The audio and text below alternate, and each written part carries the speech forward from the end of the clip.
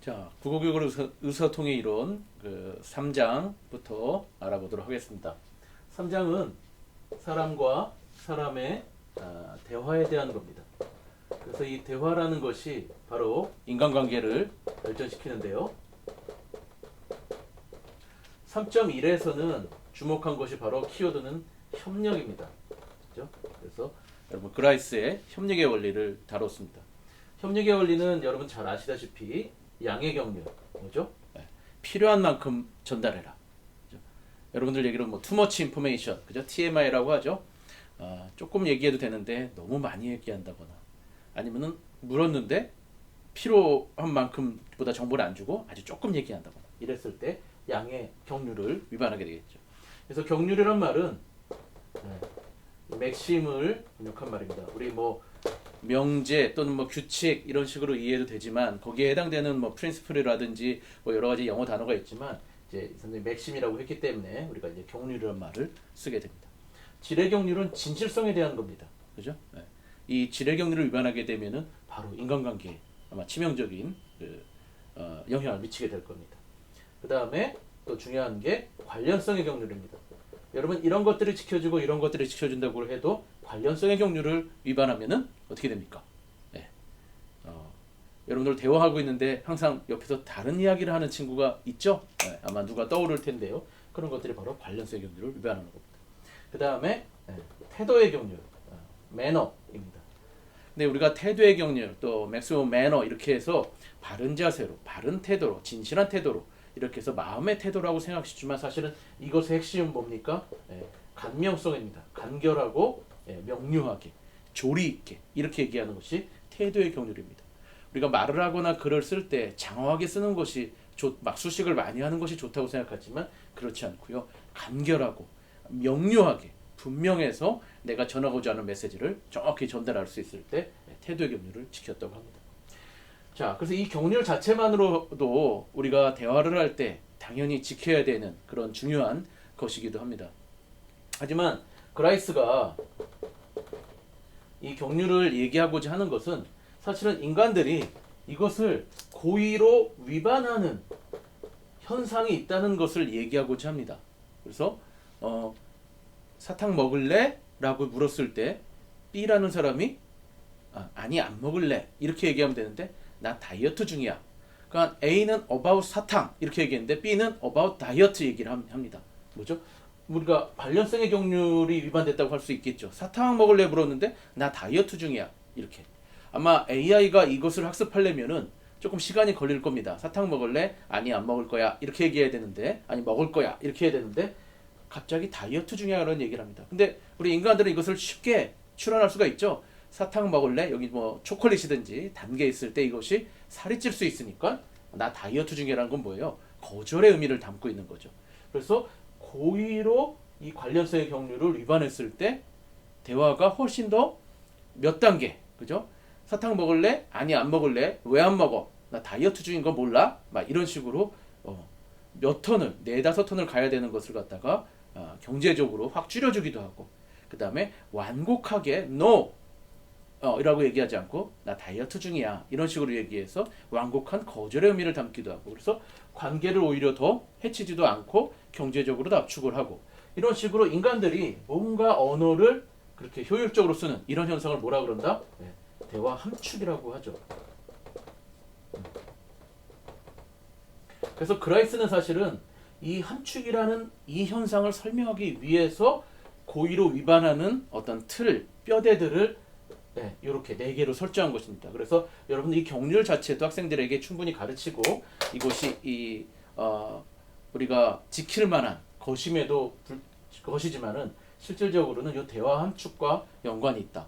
대화 함축은 우리가 그래서 추론적인 듣기를 해야 된다. 상대방의 의도, 그 표현 자체를 통해서 상대방의 의도를 추론해서 거기에 맞게, 그리고 경제적으로 또 인간관계를 해치지 않게 완곡하게 하는 그런 어떤 우리의 대화 현상이다. 이것을 설명하기 위한 것이 바로 3.1에서 협력의 원리의 4가지 경륜과 이것과 연관된 대화 함축 현상입니다. 3.2에서 주목한 거는 뭐냐면은 예의입니다. 그래서 영어로는 폴라이트니스고 우리가 공손성의 원리라고 합니다. 그리고 이것을 쓰는 말하기 어법을 갖다가 정중어법이라고 하죠. 그죠? 네. 그래서 여러분 이 폴라이트니스 띠어리니까 예의.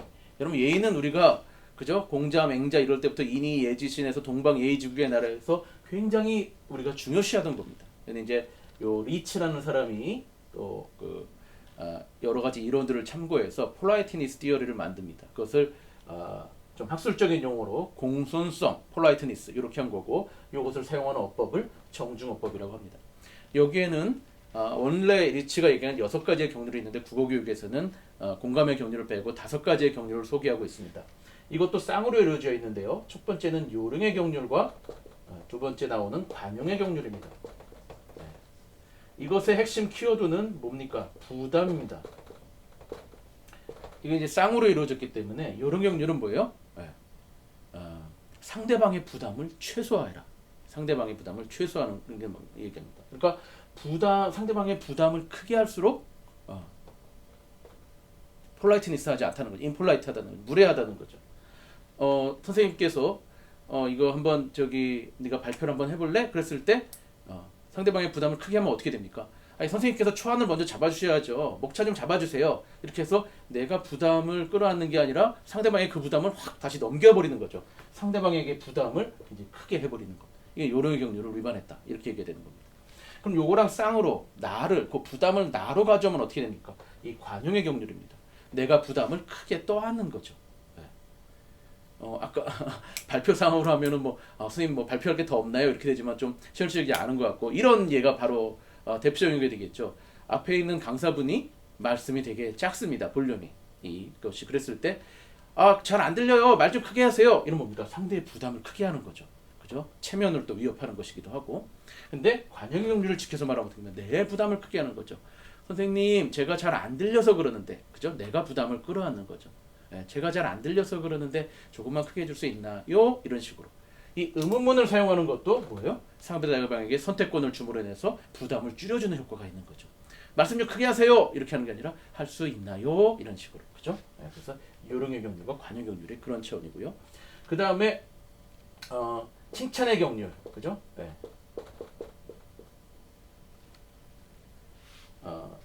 칭찬의 경륜은 당연히 비방을 최소화하고 상대방의 칭찬을 최대화하라 그런 뜻이 되겠죠. 그 다음에 겸양의 경륜 이런 것들은 쉽죠, 여러분. 그죠? 누군가 나를 칭찬했을 때 내가 그것도 하고 이것도 하고 더 했어요. 그럼 어떻게 하다? impolite, 무례하다. 뭐예요? 겸양. 아닙니다. 제가 부족합니다. 이렇게 하는 거. 여러분들 이거 우리가 어렸을 때부터 많이 접하던 거라 그렇게 어렵지 않게 이해할 수 있을 겁니다. 그 다음에 동의의 경륜. 상대방과 내가 공감대를 이루는 부분을 갖다가 확대하고 누군가 이렇게 회의 때 얘기를 했을 때 절대 그렇게 생각하지 않아요. 틀렸어요. 아니야. 이렇게 바로 얘기하는 게 아니라 그 취지는 참 좋은 것 같습니다. 저도 그 부분에 대해서는 동의합니다. 이렇게. 근데 다만 그죠? 차이가 있는 부분을 뒤로 밀어서 나중에 얘기하는 것이 훨씬 더 현명한 것이죠. 그 무슨 말도 안 되는 소리를 막 이렇게 하면 어떻게 됩니까? 이 동의의 경륜을 위반한 것이고 이런 것들이 위반됐을 때 뭐다? 예의가 없다. 그죠? 이렇게 되는 거죠. 그래서 예의를 지키기 위해서 부담, 그 다음에 칭찬, 비방 이런 것들, 그 다음에 어떤 동의하는 법. 리치가 또 하나 더 얘기하면 공감의 경륜인데요. 그것을 우리가 또 아까 살펴본 것랑도 또 대동소이하기 때문에 일단 국어교육에서 다룬 이 5가지를 여러분들이 이해하면 되겠습니다. 3.1에서는 협력이라는 키워드로 대화의 원리를 설명했고요. 3.2에서는 예의라는 것으로 대화의 원리를 설명했습니다. 그래서 여러분 우리가 대화를 어떻게 해야 됩니까? 라고 했을 때 이 협력이라는 건 뭐예요? 서로 그죠? 필요한 때에 필요한 만큼 내가 대화에 같이 기여를 해야 된다. 우리가 여러분 바퀴가 이렇게 사람이 2인용 자전거 혹시 타보셨나요? 그죠? 이 사람은 열심히 페달을 굴리는데 이 사람은 하고 그냥 이렇게 하면 앞에 사람 굉장히 힘들죠. 우리가 같이 협력하고 있다라는 그죠? 합의가 꼭 안 이루어지더라도 협력하고 있다라는 그 마음가짐을 가지고 대화에 임할 때 대화가 이렇게 되는 거죠. 그리고 예의, 그죠? 이것은 설명이 필요 없을 것 같습니다.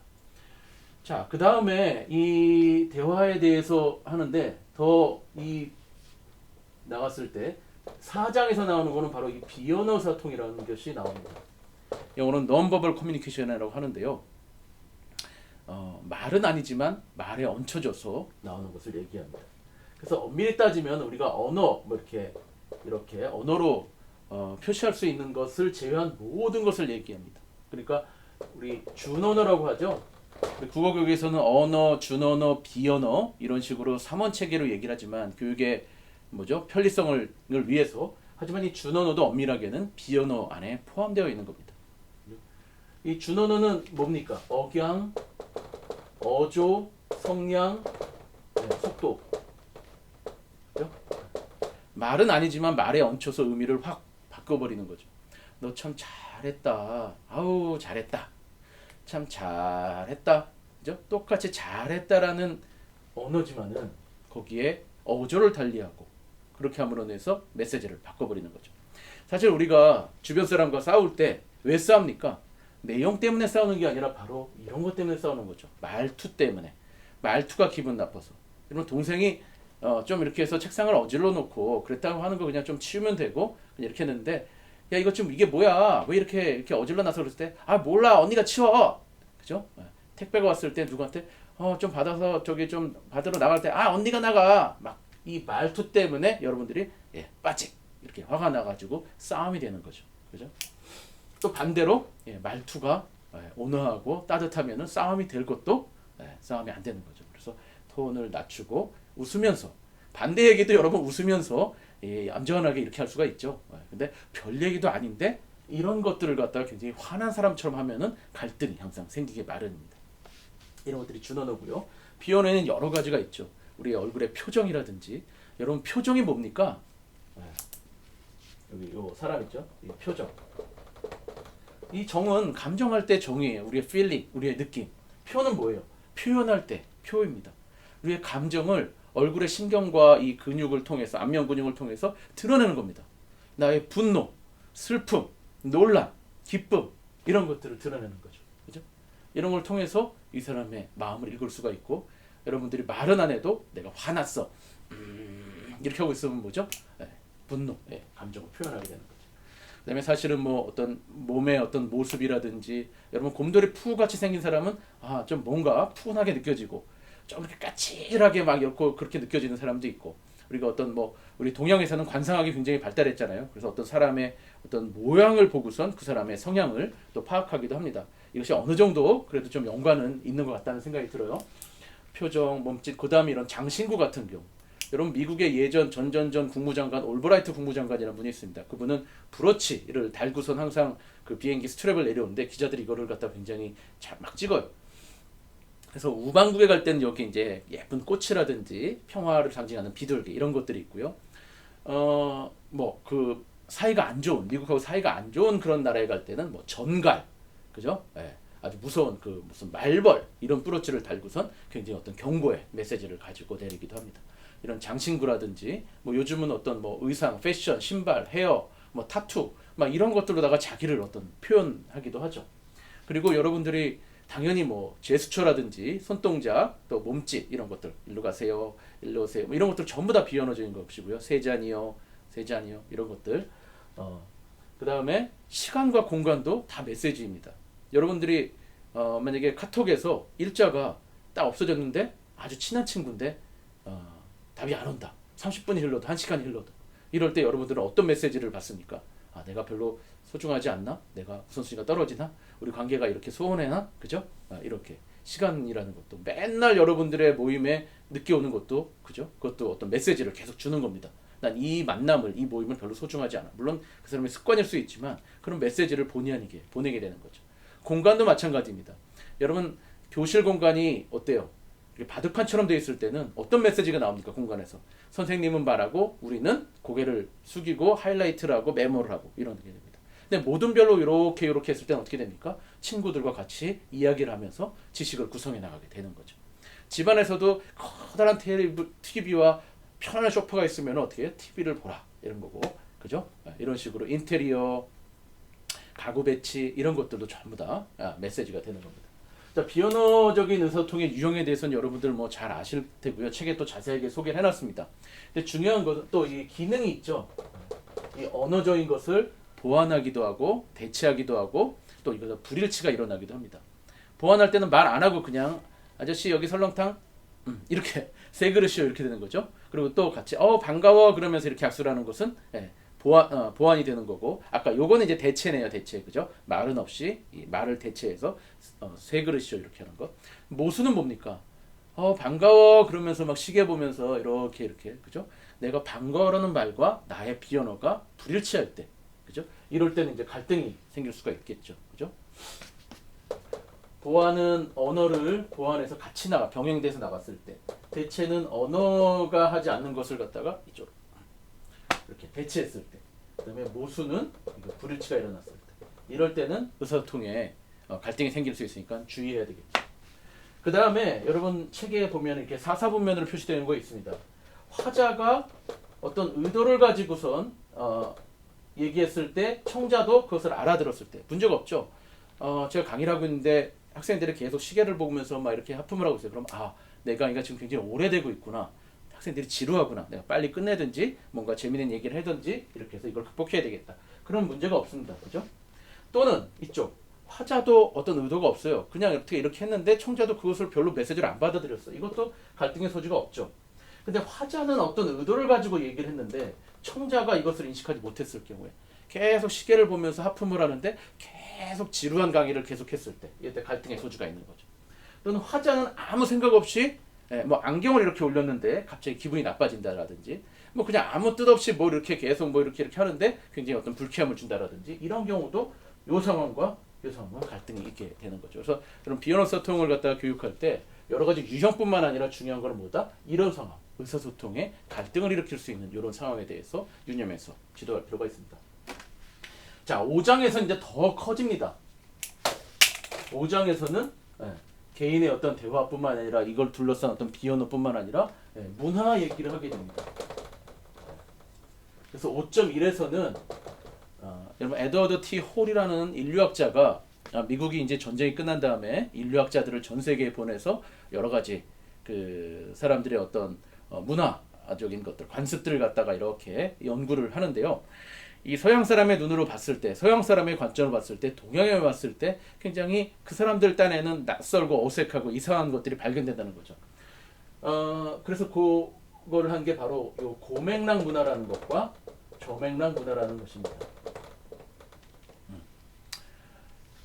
고맥락 문화는 뭡니까? 하이 컨텍스트 컬처라고 합니다. 맥락에 대한 의존도가 높은 문화.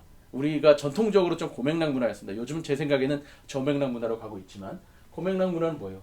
말은 안 해도 맥락 의존도가 높은 거죠. 여러분들이 친구네 집에 갔을 때 친구가 잠깐 자리를 비웠고 매우 덥습니다. 그랬을 때 그냥 이렇게 비언어적인 소통이네요. 이렇게 했을 때 맥락에 의해서 친구 어머니께서 아유 누구 덥구나 그리고 창문을 열어주시든지 에어컨을 켜주시든지 저기 맥락에 따라서 우주 플레이스 이렇게 바로 얘기하는 게 아니라 그냥 좀 맥락 의존에 따라서 그래서 우리는 사실은 예전에는 뭐 미안해 사랑해 좋아해 이렇게 직접적인 언어 표현을 안 했죠. 뭔가 이렇게 싸움을 하더라도 그냥 툭 다시 말을 건다거나 장난을 건다거나 그냥 그게 어떤 사과에 조금 이렇게 그런 표현이었죠. 근데 요즘은 그런 직접적인 언어 표현이 굉장히 중시되다 보니까 바로 구체적으로 사과하는 말을 내가 잘못했어 앞으로는 안 할게 재발 방지에 대한 다짐까지 이런 것들이 중시되는 또 현상이 있기도 합니다. 그래서 이건 어떤 것이 옳다 그르다라기보다 이 의사소통 문화, 말 문화를 바라보는 하나의 관점이 되겠습니다. 주로 이제 서양도 여러분 뭐 미국처럼 그건 아니라 영국처럼 또 굉장히 또 오래된 전통을 가지고 있는 나라는 고맥락 문화에 또 관습을 가지고 있습니다. 그래서 이게 동양과 서양으로 이분법적으로 나눌 건 아니고요. 그래서 저맥락 문화의 특징은 뭡니까? 직접적인 언어 표현. 그죠? 그래서 어떤 계약서를 분명히 쓰고 정확하게 양자가 합의하는 것. 고맥락 문화는 맥락에 따라서 의존도가 높은 문화입니다. 자, 그 다음에 요 이제 홀에 대한 것이 5.1에서 쓰였고 5.2에서는 홉스티디라는 사람이 글로벌 기업들, G, 코카콜라 이런 데 오랜 기간 동안에 수만 명의 그 설문조사를 통해서 어떤 문화를 컬처럴 디멘전 티어리라고 합니다. 어느 문화적 차원이론. 문화를 바라보는 어떤 그 퍼스펙티브, 관점을 갖다 정립하는데요. 네 가지로 나눕니다. 어떤 권력 격차에 대한 것. 여러분 인도처럼 계급 구조가 이렇게 있는 것을 이거 자연스럽게 받아들이는 나라가 있죠. 그래서 고권력 격차 문화, 저권력 격차 문화, 굉장히 수평적인. 뭐 직장인 학교에서는 그래도 상사지만은 밖에서 만났을 때는 같이 그냥 맥주 한잔 할 수 있는 그런 수평적인 것을 보는 그런 또 문화가 있고, 굉장히 또 이 하이어라키가 중시되는 권력 격차를 갖다가 하는 문화가 있고, 그 다음에 또 뭐예요? 남성성이 강한 문화, 여성성이 강한 문화. 이게 꼭 뭐 어떤 성별 특징이라기보다도 굉장히 성취, 경쟁을 중시하는 문화, 굉장히 조화라든지 어떤 보호, 배려를 중시하는 문화가 있고요. 그 다음에 불확실성을 갖다가 잘 견디는 문화가 있고 그것을 못 견디는 문화가 있습니다. 모든 것을 매뉴얼로 만들어 놓고 모든 것을 꼼꼼한 규칙으로 만들어 놓는 게 있고 또 이것을 잘 견디는 문화는 뭐예요? 좀 유연하고 편안하게 이렇게 나가는 것이죠. 뭐 이런 식으로 어떤 문화적 차원을 갖다가 나눠가지고 5.2에서 소개를 하고 있습니다. 그래서 사실은 국어교육에서 의사소통 문화나 말문화에 대한 얘기가 나오지만 이렇게 구체적인 이론까지는 안 나오지만 그래도 우리가 이런 이론을 얘기해 놓으면 훨씬 더 이해하는 데 도움이 될 것 같습니다. 자, 이렇게 해서 3장, 4장, 5장에서 다룬 내용을 함께 살펴보았습니다.